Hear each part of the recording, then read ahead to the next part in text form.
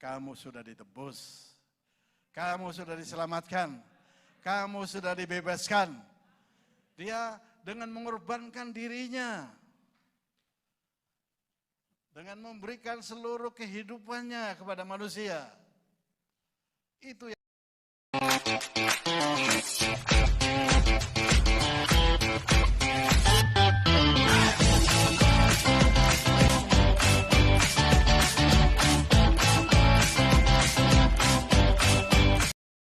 saya terkesan dengan pertanyaan Michelle itu karena di dalam sejarah bangsa Israel, orang-orang Israel itu selalu, bahkan itu ditulis di hukum Taurat, agar selalu mengingatkan kepada anak-anaknya.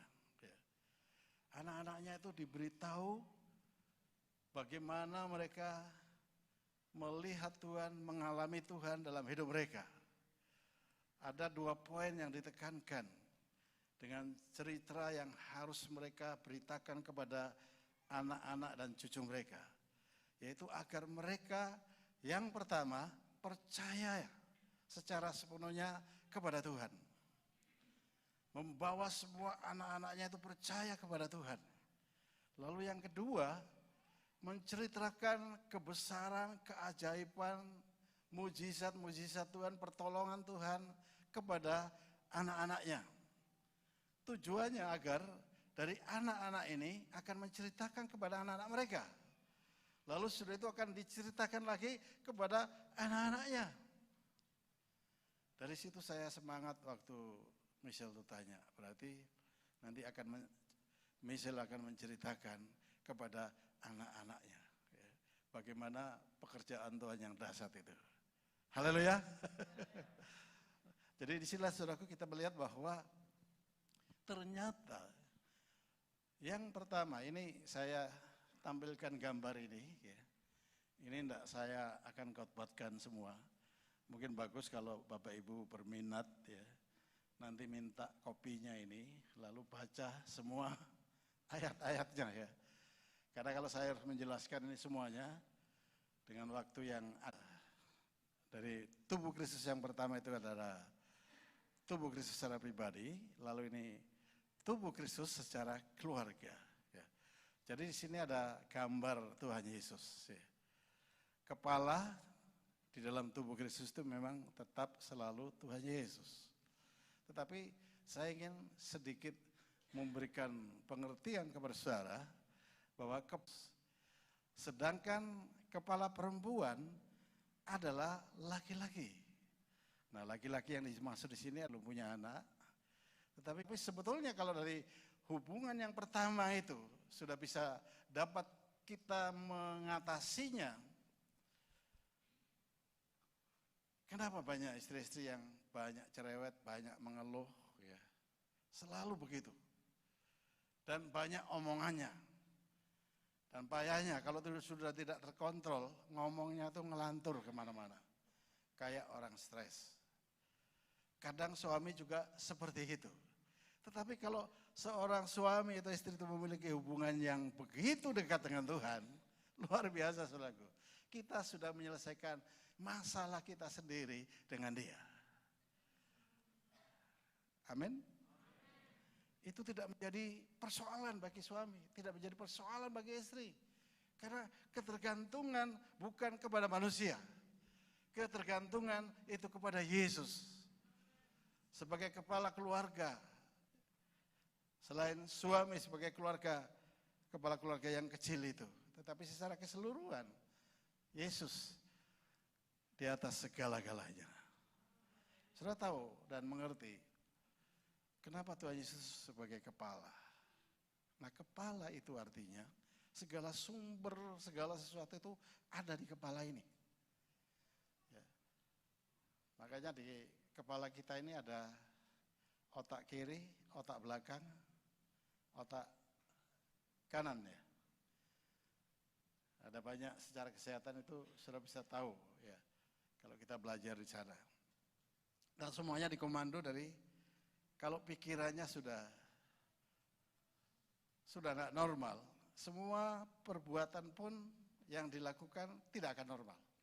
Ya.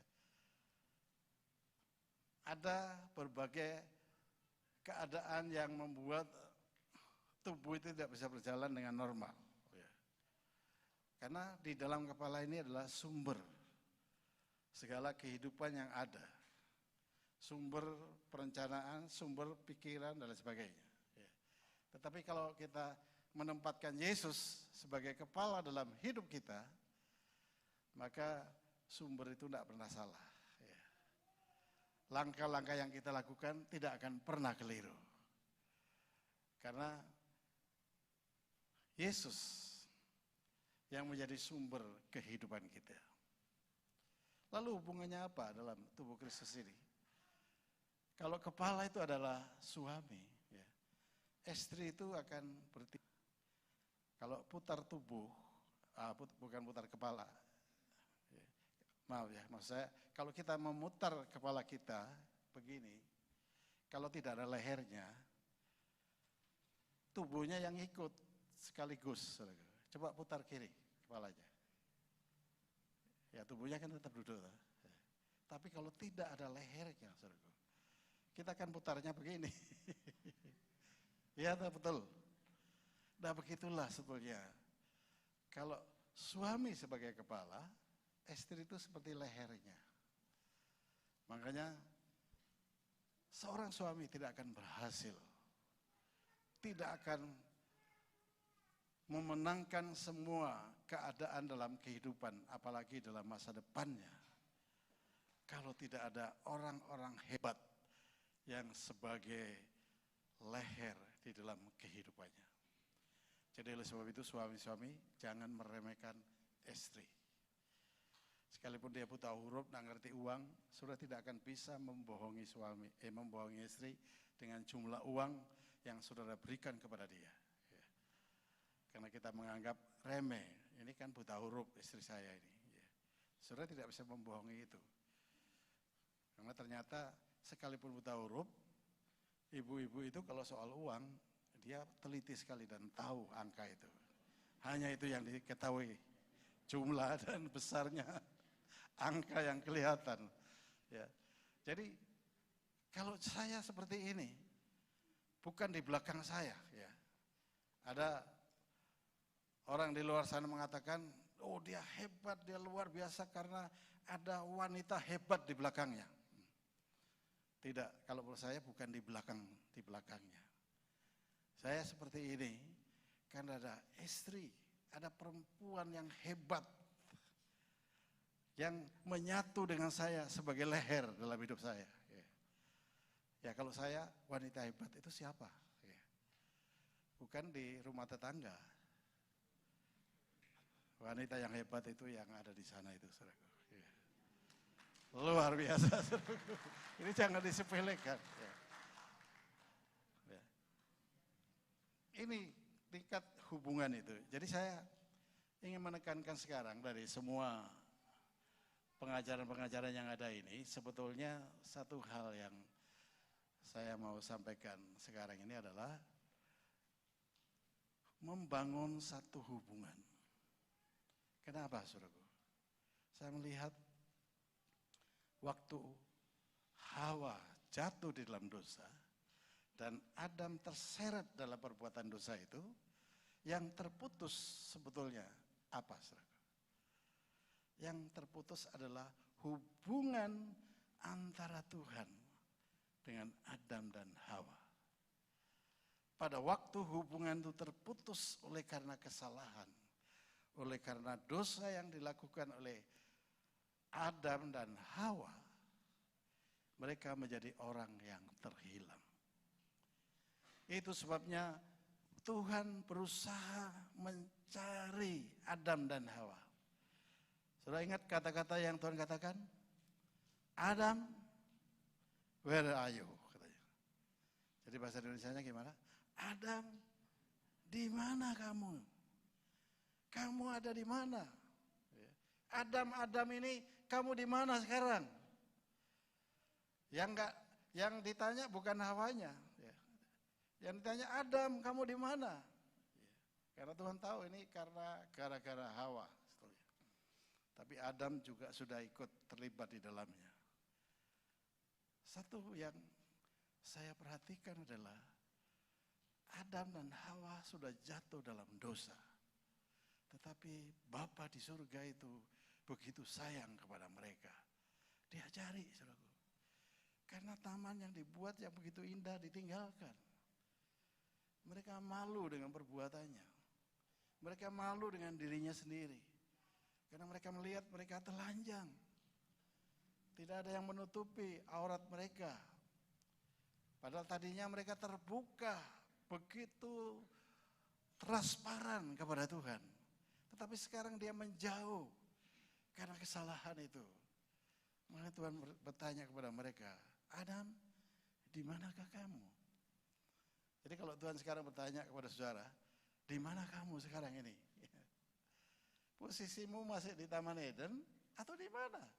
Atau sembunyi, atau melarikan diri? Luar biasa. Bapa di surga itu seperti itu, saudaraku. Urutan yang tadi saya katakan. Ya. Jadi ini membangun hubungan kembali. Waktu Tuhan ingin membangun hubungan kembali dengan manusia yang sudah jatuh ke dalam dosa ini, Tuhan tidak panggil dengan wibawanya, Tuhan tidak panggil dengan suara yang menakutkan, Tuhan tidak panggil mereka dengan supaya mereka terpaksa datang, tetapi Tuhan datang mencari mereka. Sambil bertanya, Adam, di mana kamu? Ya. Tuhan tahu sebetulnya di mana Adam.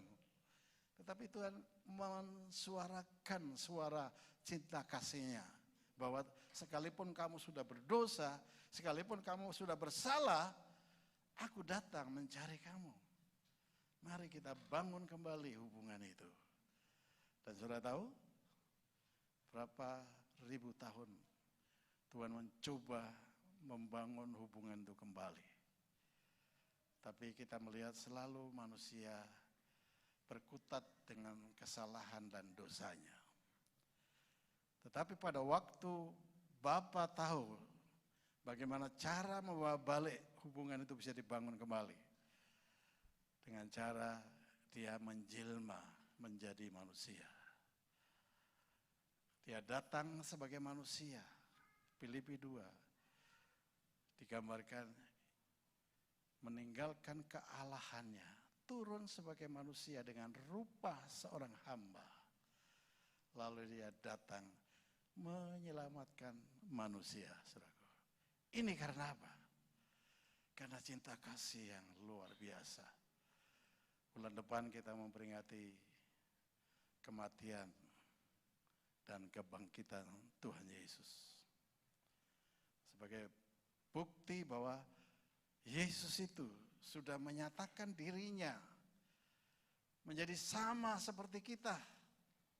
Agar kita yang di lumpur dosa ini, kita yang dibawa hukuman-hukuman dari dunia bahkan hukuman maut, bisa dibebaskan. Dan melalui korbannya di atas kayu salib, kamu sudah ditebus, kamu sudah diselamatkan, kamu sudah dibebaskan. Dia dengan mengorbankan dirinya,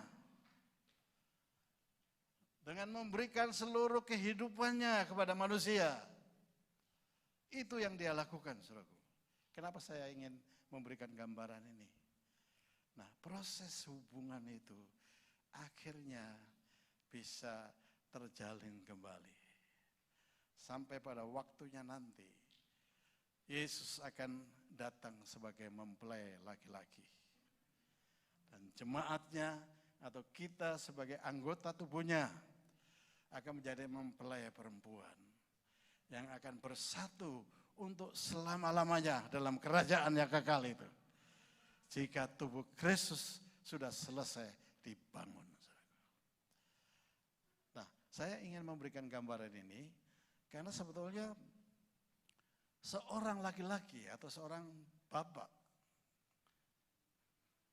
seorang suami harus memiliki citra diri sifat-sifat kealahan ini dalam dirinya. Makanya urutannya sesudah Tuhan itu laki-laki, sesudah laki-laki itu perempuan. Jadi pegang peranan penting sebagai seorang laki-laki. Ya. Tidak peduli umurmu masih berapa sekarang ini, tetapi kamu adalah laki-laki. Ya. Dan Tuhan sangat menghargai posisi ini. Itu sebabnya dia berkata kepada jemaat, hendaklah kamu menjadi seperti laki-laki. Ya. Berarti ada laki-laki yang tidak punya kelaki-lakian. Yang ada keperempuan-perempuanan. Ya. Tapi hari ini Tuhan berkata, jadilah seperti laki-laki. Gentleman, itu maksudnya. Ya. Gentleman, maksudnya harus gentle. Ya. Laki-laki yang berwibawa, laki-laki yang dewasa, tetapi laki-laki yang memiliki hati seorang bapa. Hati Bapa itu ada dalam dirinya. Nah, kalau ini diperbaiki dalam setiap kehidupan seorang bapa, itu harus diterapkan dalam keluarga tubuh Kristus yang kecil ini. Ya. Di dalam satu keluarga harus ada bapak. Paulus pernah mengatakan, kamu banyak guru-guru, kamu banyak pengajar-pengajar yang hebat, kamu banyak orang-orang yang bisa menasihati kamu dengan luar biasa. Tetapi kamu tidak memiliki bapak dalam hidupmu. Dan ini sangat menyedihkan. Kalau dalam satu keluarga, suami, laki-laki yang dikenal di keluarga itu hanya sebagai seorang pemimpin yang baik. Seorang pemimpin yang bertanggung jawab. Bahkan mungkin sampai kepada otoriter. Semua takut kepada suami. Istrinya pun ketakutan. Anaknya pun ketakutan. Ketakutan bukan seperti takut kepada Tuhan begitu. Karena ada otoriter, ada spirit, ya, ada roh kekuasaan dalam dirinya. Yang diperlukan dalam sebuah keluarga yang miniatur ini adalah roh kebapaan itu. Seorang bapak. Sudah lihat, Hawa sudah berdosa. Adam sudah berdosa, tapi Tuhan tidak langsung menghukum mereka. Artinya membinasakan mereka, tidak. Tetapi Tuhan mencari mereka. Dan usaha itu berhasil. Itu sebabnya saudara ada di sini sekarang. Ya, karena dia sudah menjelma menjadi manusia. Menjadi sama seperti manusia. Seolah-olah seperti orang berdosa. Bisakah seorang bapak kalau anaknya kurang ajar, kalau anaknya nakal, kalau anaknya berbuat kesalahan, lalu datang kepada anak itu, seolah-olah merasakan apa yang dialami oleh anaknya. Tujuannya adalah membawa balik anak ini kepada kasih karunia Tuhan. Kalau seorang bapak terlalu otoriter, makanya di salah satu ayat ini, bisa dibesarkan sedikit. Ya.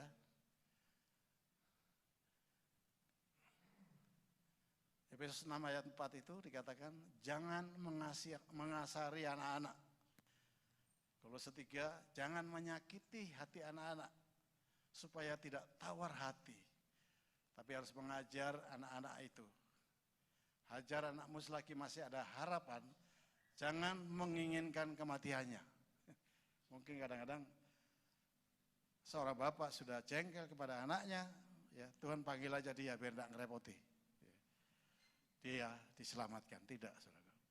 Hati seorang bapak seperti ini. Tidak boleh mengasari anaknya. Tidak boleh, apalagi tadi? Menyakiti hati anak. Kadang-kadang karena emosi kita tidak terkontrol, ya. Lalu kita ngomong kasar, semua nama-nama binatang di kebun binatang kita sampaikan. Memang anak tidak tahu diri, anjing kamu, babi kamu, kerah kamu. Ya. Padahal kalau sudah ngomong gitu, kalau anaknya kerah, bapaknya juga monyet. Betul? Jangan dikasari, tetapi coba. Jadi membangun satu hubungan, saudara boleh tegas. Seorang bapak itu harus memiliki satu visi ke depan kepada keluarga itu apa sebetulnya. Dia harus memiliki satu tujuan yang Tuhan sudah berikan dalam hidupnya. Para tua-tua bangsa Israel, nenek moyang bangsa Israel, selalu memberikan pesan itu. Bawa anakmu untuk percaya kepada Tuhan. Dari kecil, kita harus mengajar anak-anak kita itu mempercayai Tuhan Yesus. Segala sesuatu ini bukan karena kehebatan bapakmu. Semua yang ada, baik rohani, baik jasmani, ini karena iman di dalam Yesus itu. Dan ini penting, saudaraku. Penting kita mulai ajarkan di rumah. Dulu di jemaat di Lawang ini, ya, kalau ada anak-anak, dulu istilahnya sekolah minggu, bukan Sunday apa sekarang ini? Sunday Kids sekarang ini. Dulu kalau anak-anaknya nakal, guru sekolah minggunya yang dipanggil. Kamu ajari apa anak-anak saya ini? Kok jadi kurang ajar semuanya ini? Kasihan dulu itu guru-guru sekolah minggu. Ya. Anak mereka yang petakilan, anak mereka yang macam-macam yang disalahkan gurunya. Padahal sebetulnya itu kan bukan tanggung jawab guru. Saudara di sini bisa tenang, bisa dengar firman, anak-anak bisa ikut ibadah Sunday Kids di sana. Tetapi saudara jangan terlalu berharap bahwa itu baik buruknya anak saya itu adalah mereka. Demikian juga dalam tingkat remaja. Pelayan-pelayan yang disalahkan, kamu ajari apa anak-anak saya? Kalau anaknya sudah salah, anaknya sudah melakukan pelanggaran, yang disalahkan pelayannya. Sebetulnya ini satu kekeliruan, saudaraku. Karena pendidikan kepada mereka itu bukan tanggung jawab siapapun di luar daripada keluarga itu. Tanggung jawab bagi anak-anak kita adalah bapak dan ibunya. Amin. Ini tolong diperhatikan.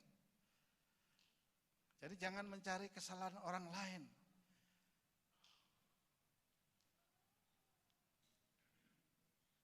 Karena kita tidak membangun sebuah hubungan. Jadi yang perlu dilakukan adalah coba bangun hubungan dulu. Kalau dengan istri mungkin sudah no problem, ya. Sekarang bangun hubungan kepada anak-anak. Jadi prioritas yang ketiga tadi itu sebetulnya yang saya dapat dari Tuhan itu adalah hubungan suami istri atau bapak dan ibu kepada anak-anaknya. Dan ini harus seimbang. Gak boleh menonjol hubungan antara anak kepada hanya bapaknya saja, kepada ibunya tidak. Itu sebabnya makanya selalu ada kata-kata yang keluar. Kalau kita lihat ini yang selalu menjadi menampung segala kesalahan dan dosa itu adalah Hawa. Jadi tidak cukup waktu itu hanya Adam menyalahkan Hawa. Sampai sekarang banyak kaum ibu ini yang menjadi tempat kesalahan. Ya. Yang selalu kalau ada apa-apa yang disalahkan itu adalah ibunya. Yang disalahkan itu adalah wanita. Mama ngajari apa sama dia? Ya. Padahal sebetulnya perhatian kepada anak ini, hubungan anak dengan orang tua itu, ya, itu dari dua-duanya, tidak boleh, tidak ada keseimbangan, harus seimbang. Boleh anak itu dekat dengan mamanya, atau dekat dengan papanya, tetapi mereka tetap dekat kepada dua-duanya. Kadang-kadang nalurinya itu bisa, kenapa bisa lebih dekat dengan bapaknya? Kan ada suka orang ngomong, wah kok niru bapaknya ya, wajahnya aja kayak bapaknya. Ya. Kalau anak laki itu dekatnya sama mamanya. Ya. Sebenarnya tidak, saudara. Secara naluri bisa seperti itu. Tetapi membangun hubungan yang saya maksud ini, harus dibangun hubungan yang begitu sehat. Ya. Kita boleh bersama-sama melakukan kebenaran Tuhan ini dengan keseimbangan antara hubungan suami dan istri. Ya. Jadi tidak boleh berat sebelah. Kalau bapaknya lagi disiplin anaknya, misalnya contoh, ibunya yang ribut, wah enggak kok dibela-bela, kesalahannya ditutup-tutupi. Ini tidak akan ada penyelesaian. Demikian juga kebalikannya. Tetapi kalau kita sedang mengeterapkan prinsip kebersamaan di dalam satu, di mana kadang-kadang kebenaran, ya, disiplin pengajaran itu memang harus diajarkan. Ya, tetapi jangan lupa, jangan hanya mengajarkan tentang peraturan-peraturan, tentang hukum-hukum, ya, hukuman-hukuman yang selalu menjadi kesan dalam hidup mereka. Dan mereka akan merasa sebagai seorang anak yang tidak diterima di keluarga itu. Dia akan menjadi anak yang terasing. Kalau tadi kita melihat waktu Bapa melihat Adam dan Hawa itu berdosa, kondisi dan keadaan kita, supaya apa? Dalam kondisi itu dia bisa mengangkat. Tidak bisa ditarik-tarik dari atas. Nggak bisa dengan peraturan, dengan hukum, dan ini. Makin banyak peraturan, makin banyak pelanggaran. Makin banyak hukuman, makin banyak pelanggaran. Tetapi kasih karunia yang daripada Yesus itu yang membuat banyak orang itu bisa berubah di hadapannya. Jadi hubungan bapak dan ibu ini harus dibangun begitu rupa. Lalu kepada anak-anak, saudaraku, sudahkah kita memiliki hubungan? Hubungan kita kepada anak kita bagaimana? Tidak boleh ada perasaan jauh. Mereka di hati kita, ya, seperti Yesus di hati kita tadi itu. Nah, kita di hati mereka. Prinsipnya orang kita Jawa itu, mangan gak mangan, pokoknya kumpul. Ya. Tidak hanya berkumpul terus itu artinya kebersamaan.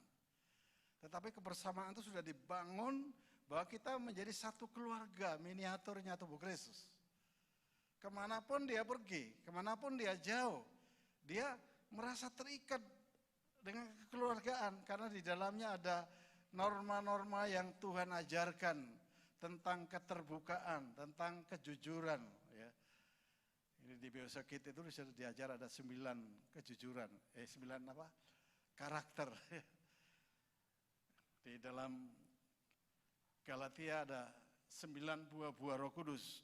Kalau itu kita ajarkan dan kita wujudkan, maka yang berikutnya adalah bagaimana membangunnya.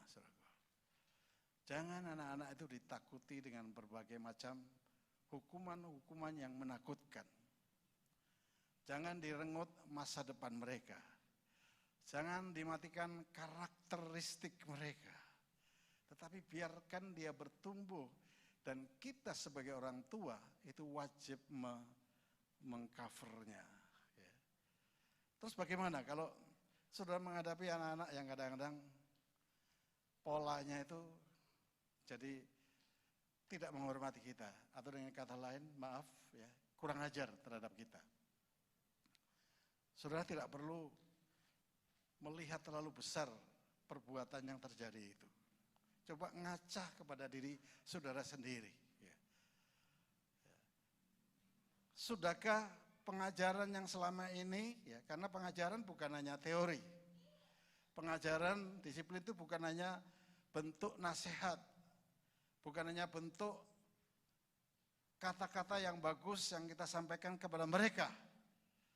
Tetapi dalam miniatur keluarga ini yang paling utama adalah wujud perbuatan, contoh nyata, fakta, ya. Tingkah pola kita itu anak-anak akan belajar dari kita. Betul atau tidak, saudaraku? Sudah pernah lihat iklan itu, ya? Cara bapaknya sikat gigi, anaknya lihat, terus dia ikut. Karena dia akan belajar kepada bapaknya. Dia akan belajar kepada bapaknya. Enggak perlu dikhotbahi, dijelaskan. Dia sudah akan ikut. Kalau bapaknya setiap hari marahi istrinya,